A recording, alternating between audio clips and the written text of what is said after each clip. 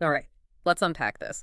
We are diving deep into the UK's financial security world, specifically that huge legal framework designed not just to, catch the criminals after the fact, Right. but really to stop dirty money getting into the system at all. We're talking AML, CTF, bribery laws, the whole works.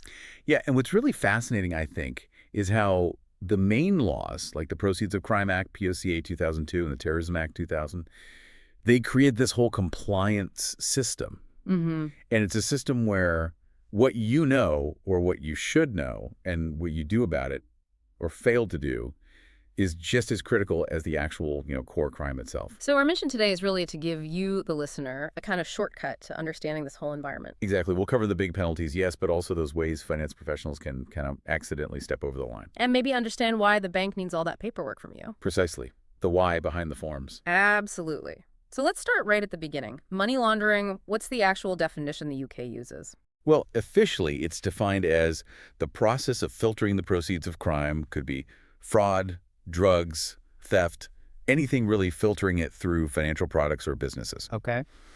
And the aim is twofold. Either give that money a legitimate appearance or just make it incredibly hard, maybe impossible, to trace back to the crime. Got it. And getting caught doing that core activity, the penalties are, well, huge. Our sources spell out three main offenses, right? That's right. 3 big ones, all carrying a maximum penalty of 14 years in prison, could be a fine as well, or even both. 14 years, wow. Yeah.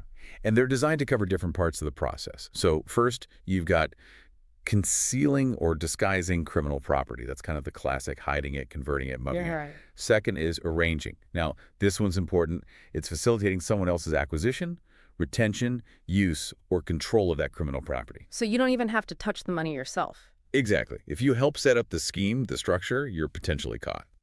And third, just acquisition, use, and possession of criminal property. Basically having or using the dodgy gains. Okay, those are the big ones targeting the criminals directly. Those are the main hammers, yeah.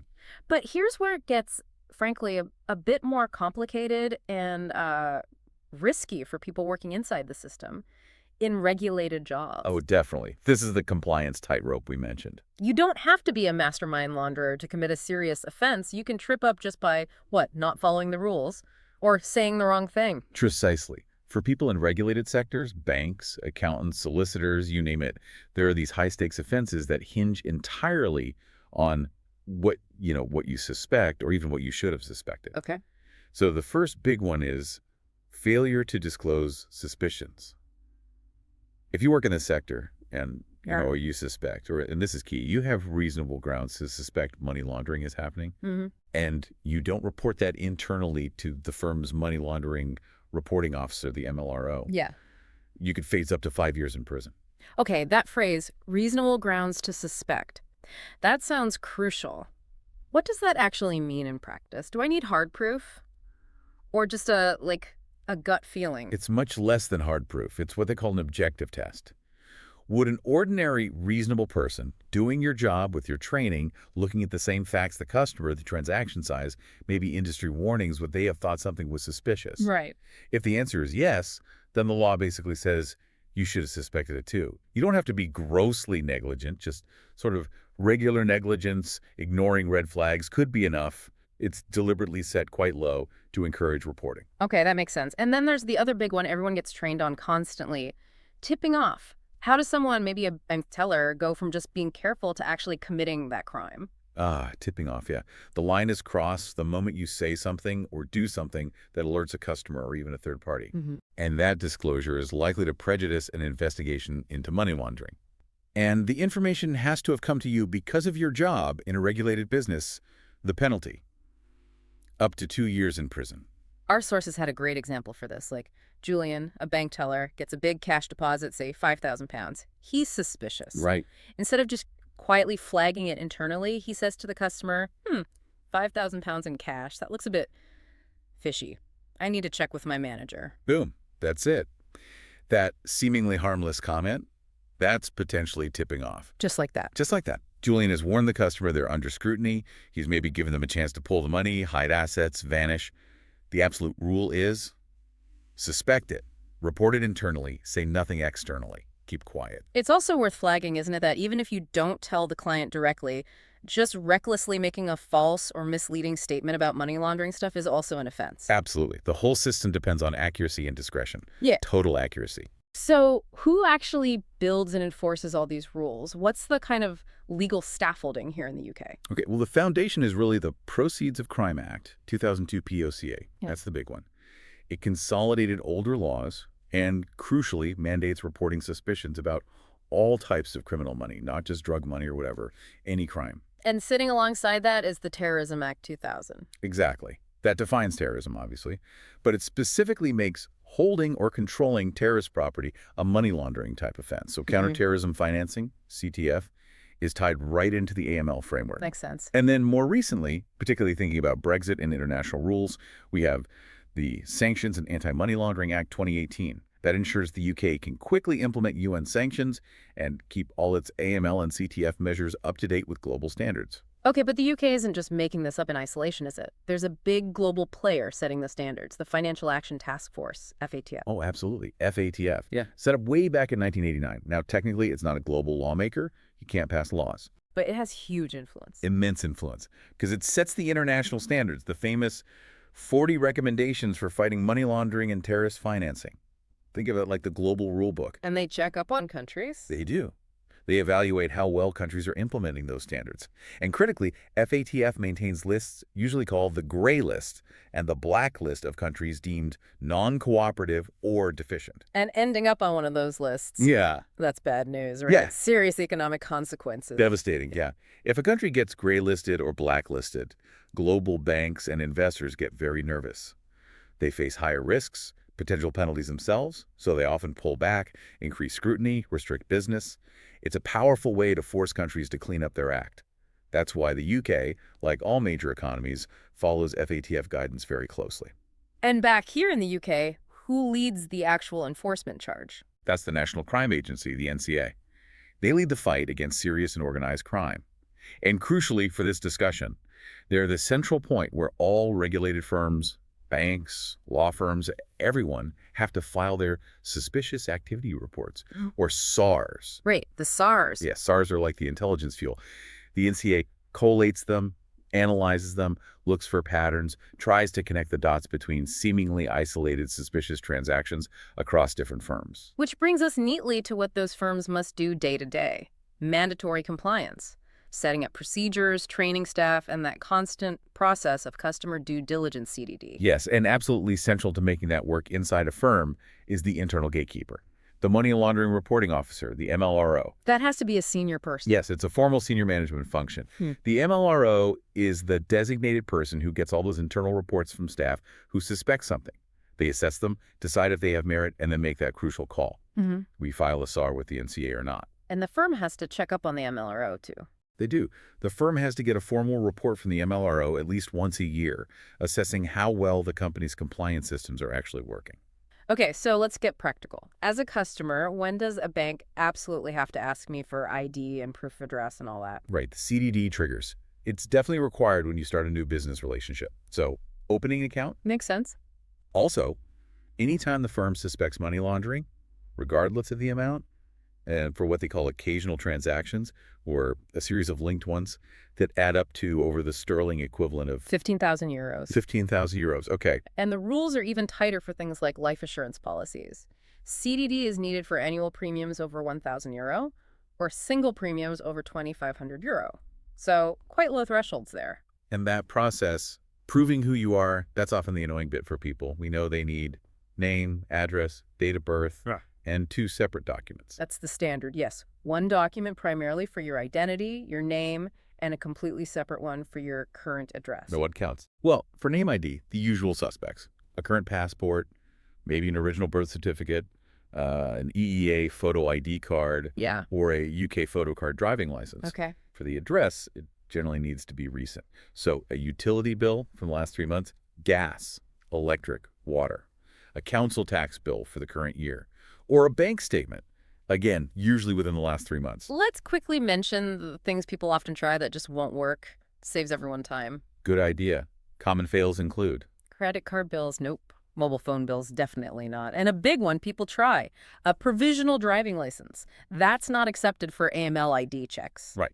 No provisional licenses. No. And beyond just ID, firms increasingly need information on the source of funds, literally, where did the specific money come from? And sometimes even the source of wealth, how did the person generate their overall wealth? This really hits home with stories like Tommy's grandfather. Remember that? Tommy was getting a big gift, £100,000 for a house deposit.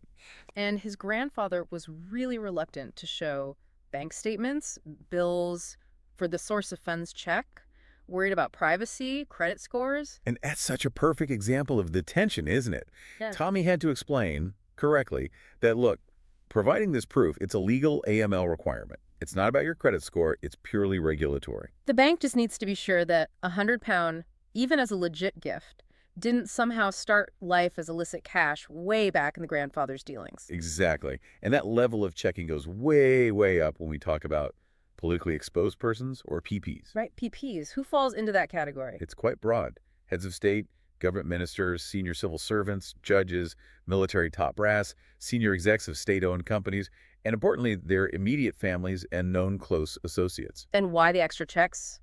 Because of the higher inherent risk of corruption and bribery associated with those positions of power. So for PPs, firms need what's called enhanced due diligence, or EDD. It means getting senior management sign-off to even start the relationship, digging much deeper into both the source of wealth and the source of funds, and doing much more intensive ongoing monitoring of everything they do. It's a whole different level. Okay, let's shift focus slightly now to maybe an unintended but very real consequence of all this strictness: financial exclusion. People getting locked out of the system. Yes, it's a massive societal issue. Financial exclusion affects people who are perfectly legitimate citizens, but just can't easily access basic financial services, often because they lack those standard ID documents. Like maybe they don't have a passport. Or, like Mandy in our source material, maybe she shares a flat, all the bills are in someone else's name, so she has no proof of address. Exactly, those kinds of situations. Yeah. It leaves people stuck. So how does the system try and help them without, creating a giant loophole for actual criminals? Well, the regulations do allow firms some flexibility. They can use alternative methods in certain situations. For example, accepting a letter from someone in a position of responsibility, like a solicitor, doctor, even a minister of religion who knows the person and can vouch for their identity. Okay. And for people experiencing homelessness, like Daniel in the example, there are specific initiatives. Some online banks don't rely so heavily on physical address proof. There are also schemes allowing homeless shelters or charities to act as a correspondence address. It's not perfect, but there are efforts. Right.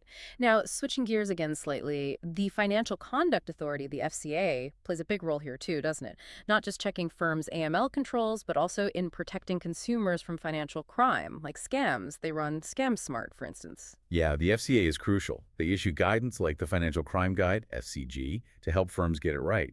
But actually, a really significant development for consumers recently came from the Financial Ombudsman Service, specifically about scams where you're tricked into sending money authorized push payment or APP scams. Ah, yes. What changed there? Because it used to be, if you were tricked and maybe a bit careless, the bank could often say, sorry, your fault, and you lost the money.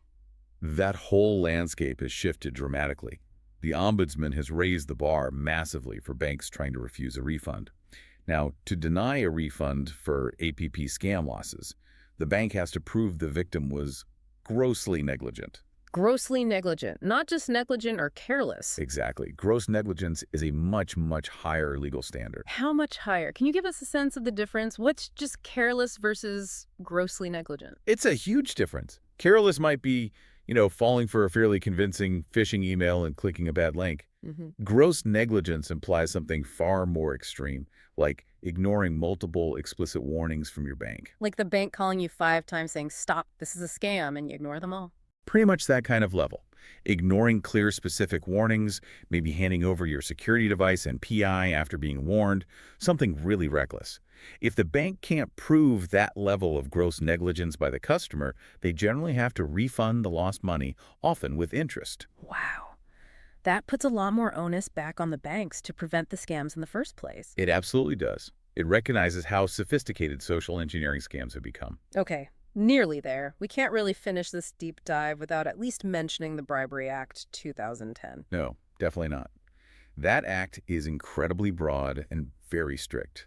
It criminalizes offering, promising, or giving any advantage, financial or otherwise, to someone to induce them to perform their function improperly. Improperly meaning. Meaning breaching trust, impartiality, acting against expectations, and importantly, it applies globally. If a UK company bribes someone overseas, they can be prosecuted here.